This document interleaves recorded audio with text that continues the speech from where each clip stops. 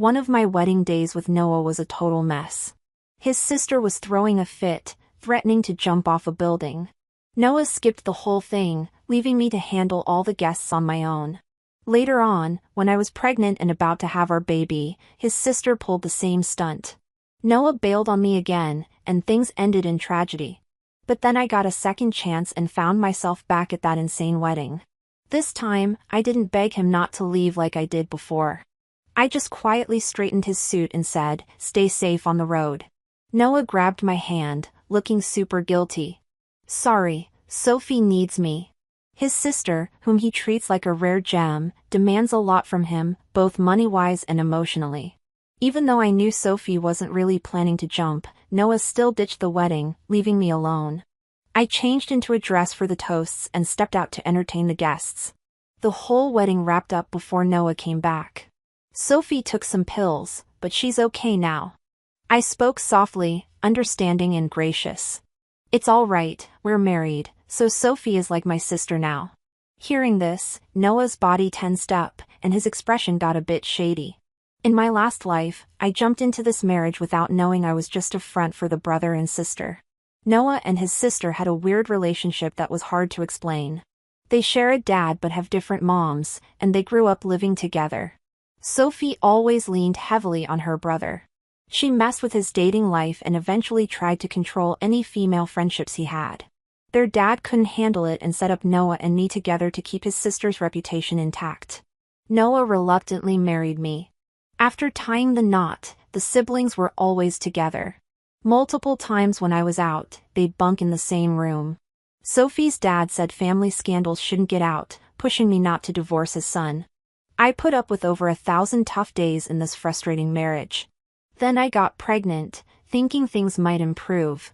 But Sophie started acting even more recklessly. Several times in my second trimester, I almost miscarried because of her.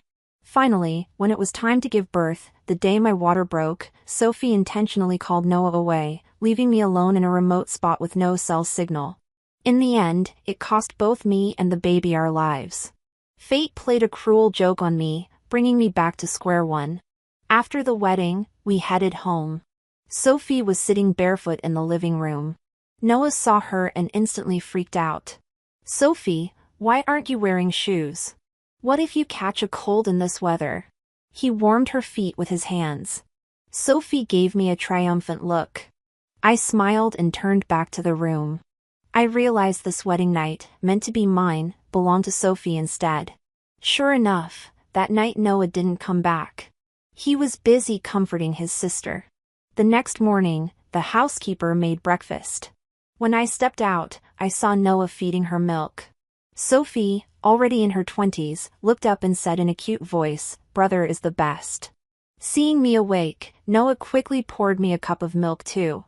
"Durin, come have breakfast." I sat down next to him and grabbed a piece of toast. But Sophie snapped at me, "That's the toast my brother made just for me. You can't have it." I obediently put it back, making her even more smug, stabbing her knife through the bread with a sharp sound, like she used to torment me. Without hesitating, I stood up, tipping over both her and the plate. Sophie didn't see it coming and started crying instinctively. With her feeding gone, I said coldly, "I'm leaving. You enjoy your time with your sister." Noah was shocked by the change in my once easygoing nature. "Where are you going?" he asked awkwardly. I grabbed my bag and flashed a standard smile. "To work, of course. Since the family sees me as just a facade, I might as well use this as a stepping stone." Sophie's dad gave me shares in money when we got married, and those are valuable assets I needed to strengthen my position using this opportunity. When Sophie's dad saw me at work, he was surprised. "Serena, you've got a month off for your honeymoon. Why not go somewhere with Noah?"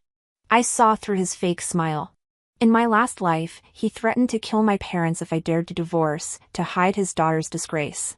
He sacrificed others' happiness. The D's family really had no good people. But now I just gave a sweet smile. "Dad, I'm just thinking of you working so hard, and I wanted to help out." He was thrilled, saying, "My kids aren't as capable as you. Your new office is renovated. Let the secretary know if you need new furniture." "Thanks, Dad. Back in the office, my assistant brought me tea and casually mentioned, I just saw Noah book 2 tickets to Disneyland in Japan. You're really lucky. I kept a calm exterior. The tickets definitely weren't for me. He was likely planning to make it up to his sister. I closed my files and instructed, don't let the chairman know about the tickets. In the past, Sophie's dad blocked the siblings from getting too close, making Sophie blame me more. This time, I've decided I will be the best sister-in-law, helping their forbidden love thrive. Sure enough, the Disneyland tickets were Noah's way of making up with his sister. 2 people have been secretly keeping things for me. They told everyone we were going abroad for business. Before they left, Sophie hinted at me several times. I ignored her completely. Noah seemed a bit guilty. Serena, what souvenir do you want? I'll bring something back from Japan for you. I smiled at him and replied softly, I don't need anything. Just don't work too hard. Noah still had some conscience toward me. Then he said with guilt, I'm sorry for putting you through this by marrying me. I got up to help him pack his luggage. Casually, I brought up, did you close that deal with Vincent you mentioned before? He was surprised at first, then suspicious. Why are you asking? You're usually not interested in my work. I just said, I see you're working too hard.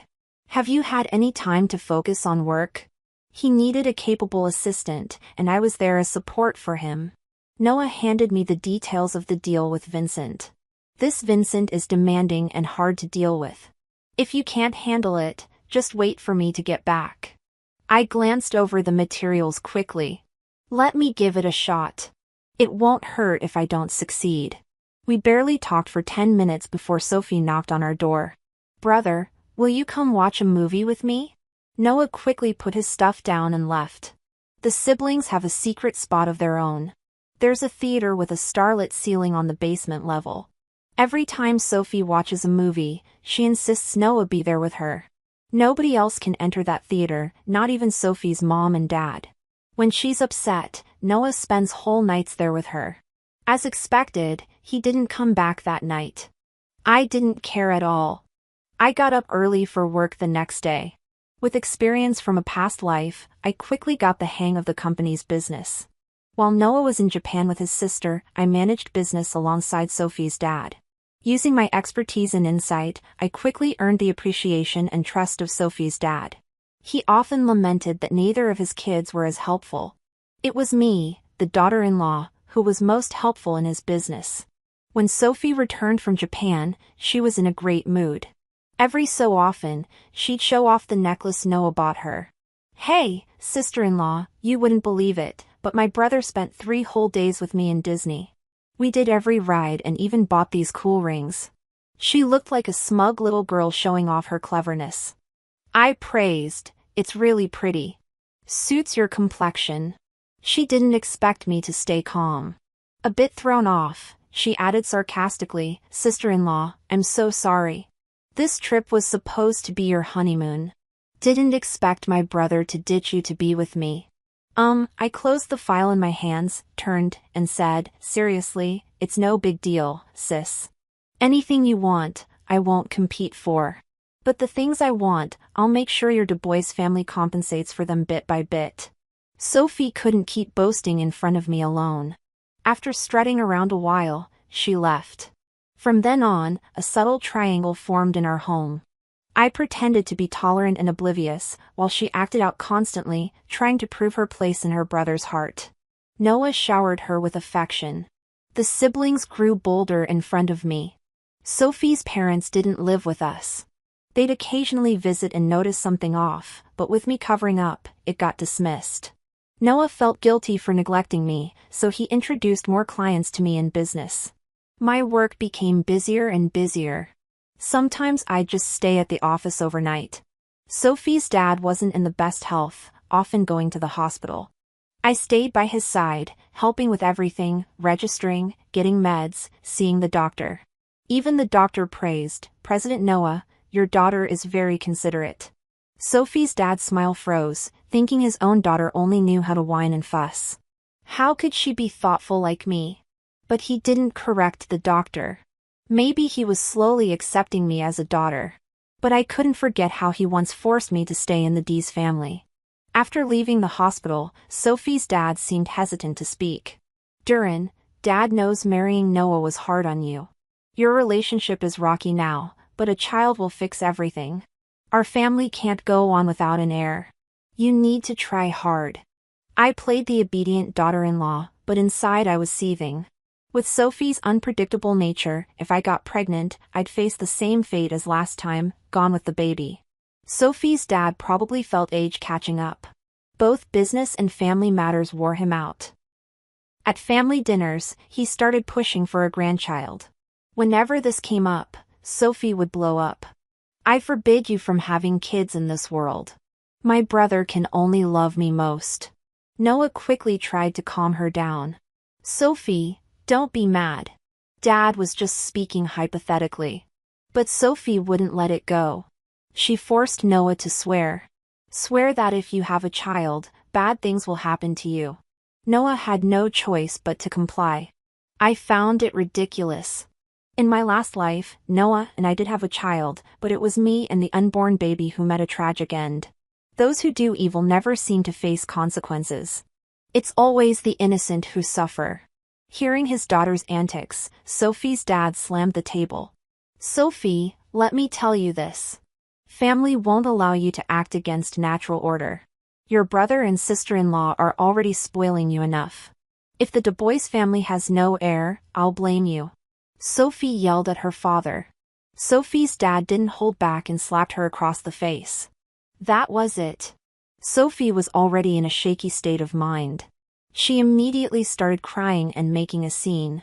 Noah had to do all he could to calm his sister down. That dinner was wild. Sophie's parents were fuming on the side. Sophie threw bowls and smashed plates, even knocked over the table. Noah had to clean up and smooth things over between both sides. I was just trying to keep a straight face, making sure I didn't laugh. Dinner was out of the question. After I took the folks home, I went out for a late-night snack. I walked around downstairs a bit to digest it, then headed back home. As soon as I opened the door, there was Sophie, all curled up in her brother's arms. The two leaning on the sofa with the lights dimmed super low. In that moody atmosphere, you wouldn't want to break the vibe. Sophie had tear stains on her face and had fallen asleep after making such a fuss. Noah kept holding her in the same position the whole time. Thoughtfully, I handed him a pillow, then went off to rest myself. The next day, I woke up feeling great. Noah was having a hard time. He didn't sleep a wink, dealing with dark circles while washing up. I handed him a cup of honey water. Maybe skip work today and just be there for Sophie. Noah nodded tiredly. Thanks. I owe you. It wasn't tough at all for me. On the contrary, Vincent, who'd been avoiding meeting me, finally agreed to a meeting. I had to make the most of this shot at work. I prepped all the negotiation materials and headed to Vincent's company. This Vincent guy, young and talented but really difficult. I tried to set up a meeting with him at least 10 times, always getting shut down. Only thanks to a connection did he agree this time. Right on schedule, I waited in the conference room for a whopping half hour before he showed up. When Vincent walked in, the room seemed to get heavier. The secretary politely brought me some coffee. Miss Durin, sorry to keep you waiting. I put down the paperwork. That's on me for being early. This is our company's info. Have a look. Vincent gave it a quick glance before speaking coolly.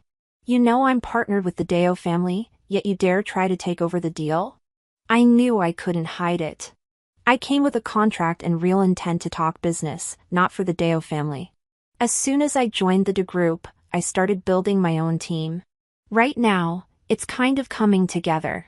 We're ready to handle projects on our own. I've been using resources from Noah, taking on smaller gigs here and there. But that's not going to grow the team much. So I set my sights on Vincent. If I could land business with him, that'd let me break out on my own. Vincent's business is all about benefits. If I can offer you a better deal and superior service, choosing me could be your best option in this economic climate. Most companies are cutting costs and boosting efficiency. I didn't believe he wouldn't be tempted. Vincent chuckled. More than profit, I value stability and ability. How long can your small-time setup consistently deliver? Bottom line, he was tempted but didn't trust me. Vincent, my team can work for you without payment until you're satisfied. I flipped to the last page of the proposal. These are past projects we've done. I have the capability to take on work independently. Give it a try. No risk to you. Maybe my sincerity got through to him. Vincent relented. He agreed to give me a 3-month trial. If he's satisfied after that, I'd secure a 3-year contract. I left his office, thanking him profusely, and worked late into the night. Noah went off to be with his sister again. Their playful noise echoed from the home theater. I got chills and hurried to bed. For the next few days, I worked late into the night. With me not around to annoy them, the siblings got even bolder at home. Once a neighbor saw me and joked, "Hey, Jan, with you gone, it's like they're the couple instead." I just smiled and didn't respond. Yeah, they basically want to be a couple anyway. I let them do as they wished for a while. I basically lived at the office, leading the team to nail projects. Even Sophie's dad couldn't find faults anymore. After that family dinner fiasco, he stopped pressuring me to marry.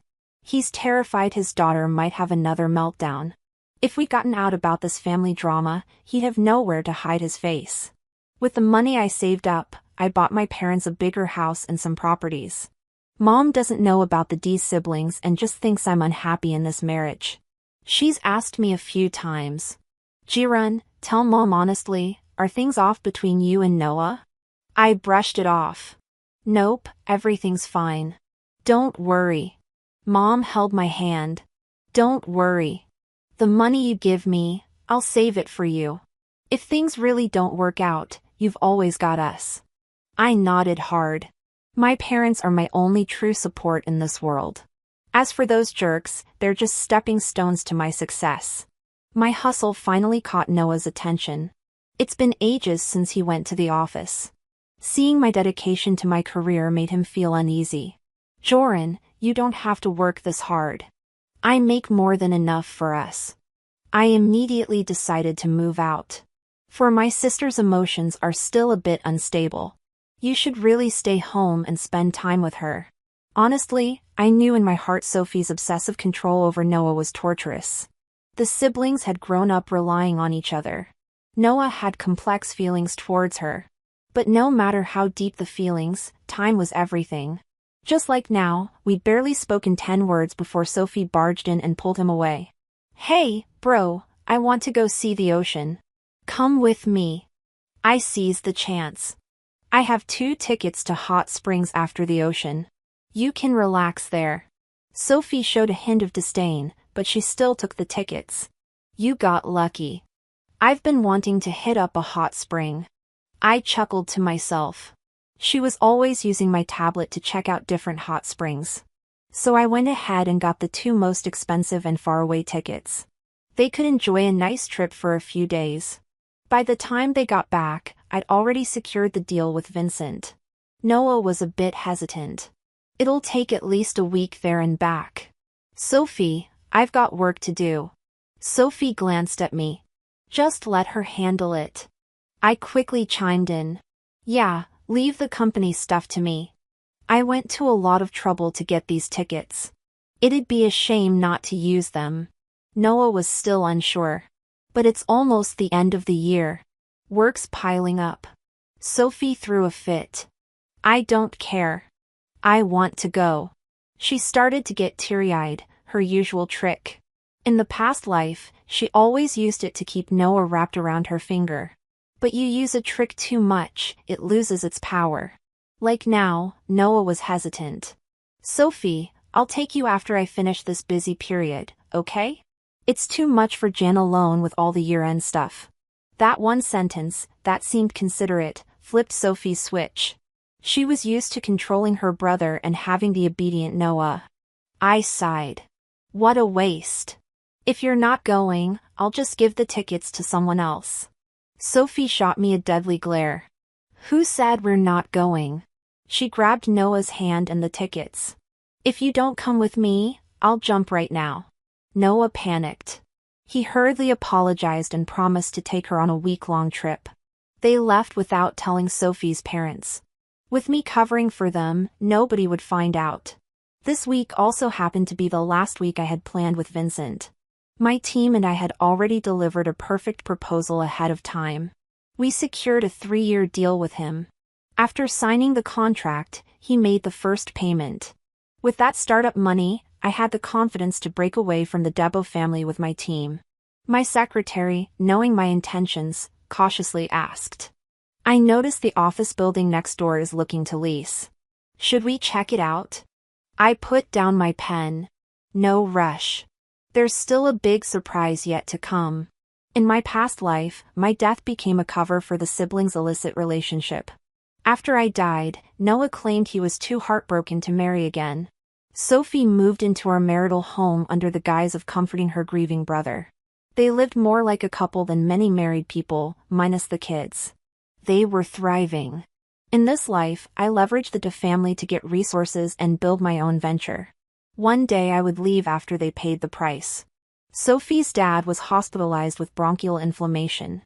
I brought soup to the hospital daily. Where are Noah and Sophie? Haven't seen them around lately, he asked. I looked troubled. Maybe they are busy with something. Sophie's dad was somewhat suspicious and said angrily. That's not how it should be. You're his wife. How can you not keep an eye on your husband? I thought quietly to myself. Isn't it you, as their dad, who failed to keep an eye on them? Sophie's dad sighed. Can't count on him for anything with the company. I hurriedly served him some soup. Don't worry. I've got the company covered. I pulled out a proposal from my bag. With the year-end approaching, I made an event proposal for the company. The Deo Group threw a big client appreciation event every year. It had to be a classy and lavish affair. How about we hold it at the hot springs? There are star-rated hotels and nice scenery. After the event, folks can relax and enjoy the hot springs. Sophie's dad, who was getting on in years, didn't have the energy for this stuff. Trusting me, he gave me full authority to organize it. I prepped the guest list and booked the hotel in Hot Springs. I timed it right to catch the siblings still enjoying their vacation. On the big day, I arrived early at Hot Springs. The place featured co-ed bathing with slots for 30 guests at a time. I made sure to schedule around when Sophie and her brother were soaking. I arranged for the hotel manager to clear the area and sent out the tickets to D's group's key partners. Vincent was included in the mix. And so I led a group into the sibling secret spot at the hot springs. Seeing his kids in such a scene, Sophie's dad passed out on the spot. The partners were stunned. Everyone had been aware of the rumors around the Deo family but kept quiet out of politeness. Now they got the full show and a story to share later. The Deo family quickly became the town's biggest joke. Vincent crossed his arms and watched the drama unfold with amusement. Sophie came running out of the hot springs, wrapped in a towel, ready to hit me. You witch, you set me up. I'm going to beat you today. Noah quickly stepped in to hold his sister back. It took a lot of effort, but he finally managed to calm her down. I put on a sad face. Sophie, I treated you like my own sister, and I can't believe you do something like this. No matter what, you and your brother are related. What you have is a twisted love. Noah didn't look happy either. Joran, I didn't think you were like this. I didn't hold back. You don't have the right to judge me. Sophie tried to jump at me again but got dragged back to her room by Noah. Seeing that my plan had worked, I turned around to take the old man to the hospital. Once everything was settled, I returned to the hotel. Rumors had spread just as I wanted them to. Hey, did you hear? Something's off with the Debo siblings. Yeah, shouldn't siblings be keeping a distance? You don't know the half of it. Noah was weirdly close to his sister even before his wedding. No wonder the old man's so upset. He's sick. I listened to the whispers around me and nodded in satisfaction. That's the effect I was going for. After Noah had settled his sister, he stormed over to me. Duran, what was that about? Did you bring us here to the hot springs just to mess with me? My expression remained calm. My eyes drifted to the distant foggy hills, hazy white mist lingering around the mountains. It reminded me of my past life, unclear and directionless, fumbling around like being lost in those very mountains. But looking back now, the obstacles were just small peaks. The mist was just a trick of the eye. My life was never a cover for anyone. My fate was never to dress up anyone else's gains. Noah, everyone has to face the consequences of their choices. His tone was hostile. Have you ruined Sophie and me? Are you happy now? I corrected him. It's not me ruining you. It's you. From the beginning, when their inappropriate sibling relationship emerged, Noah failed to control it. He let his sister develop feelings she shouldn't have, and now it's too late. Sophie's mentally breaking down now. Are you trying to drive her mad? I let out a cold laugh. Don't worry, she won't go crazy. Maybe this outcome is exactly what she wants. With Sophie's crazy personality, she doesn't care about others' opinions. She isn't bound by any value system. She just knows that this incident has left my marriage to her brother in shambles, and she couldn't be happier to have her brother all to herself. But Noah is different. He's the oldest son of the Deo family, raised to be the heir. He's bound by public opinion and morality. A secret affair was fine for him, but being exposed for incestuous relations is deadly. That's where the sibling conflict blew up. Sophie's dad was hospitalized due to anger. With me handling it, the annual meeting went smoothly. On the surface, everything seemed peaceful. Everyone ate and drank well. I let the rumors spread unrestrained. Occasionally, I even sent out some universally appealing gossip.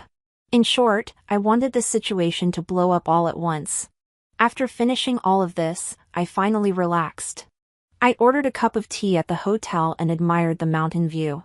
During this season, the mountains are stunning. Trees are covered with white frost, looking like snow-capped mountains from afar. Suddenly, someone sat across from me. I turned to see Vincent. His tone held admiration. Decisive actions hitting the bull's eye. You're quite brave. Thank you, Vincent. He took a sip of tea. The best white tea is locally grown and never sold outside. He glanced at my cup with a thoughtful look. I turned to the waiter and got a cup just like mine. Yeah, the white tea is limited and never sold outside, but I own the place, so I can treat Vincent to some. Vincent didn't look surprised at all. From the moment I first looked for him, he understood what kind of person I was. Keep a calm heart, sweet talk, and use ruthless tactics. That's what I learned after a near-death experience. After all this, you and Noah's marriage is over, right? I laughed. We never got the marriage certificate. It was all to tease his darling sister. When we were getting married, Sophie insisted we leave out the legal binding, even threatening with her life to stop it. And that's how it got postponed. Now it's saving me a lot of trouble. Vincent gently waved his hand over the steam above his cup, as if trying to grasp something intangible. He had a naturally calm and composed face, eyes that sparkled like stars in a sea of green. They were cold when observing, though you could catch a flicker when he spotted prey. So you're single now, huh? I shrugged. Being single isn't the most important thing for me. Vincent smiled warmly, taking a card from his pocket. But it matters to me. The card had his private number, never shared before. It signified we could take things further. With that, Vincent left, knowing just the right moment to stop teasing. I finished my tea and went upstairs to see Sophie. She was lying in bed while Noah coaxed her to eat some porridge. Sophie, please eat something. Your brother's asking you to. She stubbornly kept her mouth shut. As soon as she saw me, she spat venom. Get lost, you. I clapped my hands. No offense. Just reminding you too, your dad's in the hospital. Maybe check on him. Sophie's dad just pulled through a rough spot. Heard the family's dramas going around town, and he fainted again, stress building up. The docs barely got him on in for a drip. When he came to, he was all, I can't go on, feeling like I'd let the ancestors down, saying he couldn't face them in the afterlife. The Deo family's messy affairs were a joke in the circle, talked about for weeks. I can't say I wasn't amused. After everything went down, I packed my stuff fast and moved back in with my folks. They totally had my back, urging me to cut ties with the Deo family. After Sophie's dad fell ill, he stopped managing the company. Noah had to step up, but he was rusty, and his sister was kind of clingy, so he couldn't focus. The company's business tanked fast. Noah had no choice but to swallow his pride and ask me to help out. But I'd already set up my own thing next door. Got my own office and started a company. Brought over most of the clients from the Dubois days. Now they're my clients. Noah, when you used me back then, you had to know this day would come. Durin, no matter what, without the Dioa family, you wouldn't be here. Just this once, could you help me out? When you killed me last time, was that help? I didn't hold back. I told him to leave. After that, I didn't keep tabs on the Debo situation. Just heard the company's doing bad. Noah couldn't keep it afloat and sold it cheap. My life took a whole new turn. Achieved wealth, status, and career. Now I can do whatever I want. Vincent's been hanging around my company a lot, inviting me to dinner under the pretense of business talks. Even my secretary noticed. Does Vincent like you? I just smiled and said nothing. God can be superficial with their affections. Now that I'm successful, he's interested. Like might just be curiosity, seeing a woman make it big. I neither chase nor reject. Don't shun kindness, but don't beg for love either. If I ever consider marriage again, I'm going to think it through. Vincent's patient, bringing me into his circle with resources, introducing big shots to expand my business. And I'm doing my part to help him out whenever I can. Mutual benefit is the key to a lasting relationship. Finally, he couldn't hold back and asked what I really wanted. I thought for a moment and seriously asked. Vincent, if I entered your circle as your woman, enjoying your resources, what happens if we split? Do those resources vanish too? He was speechless because the answer was yes. Relationships are fragile. Like before, with the Deo family, I lost my worth, and no one cared if I was gone. I want to be valuable myself, not reliant on someone else for my place. That's what hit me when I got a second chance. Vincent's interest came because I'm already valuable. I've earned a spot where he notices and likes me. Vincent said, your career goals don't clash with my feelings. I looked to the sky. The mountains were the same, misty and moonlit scenery unchanged. But my perspective was used to seeing heavy fog. Now it's a beautiful moonlit mountain. Maybe Vincent doesn't get what I'm after. Love that matches equal capability or the guts to meet at the peak. These were choices I couldn't make in the past life. That night in the wilderness with my kid, I saw the mist rolling over the mountains, flowing into the endless moonlight. I realized the universe was saying even trapped, I could fight to survive. Vincent's a great partner, but not the one. So he keeps asking what am I really after? I've always been chasing the freedom to choose.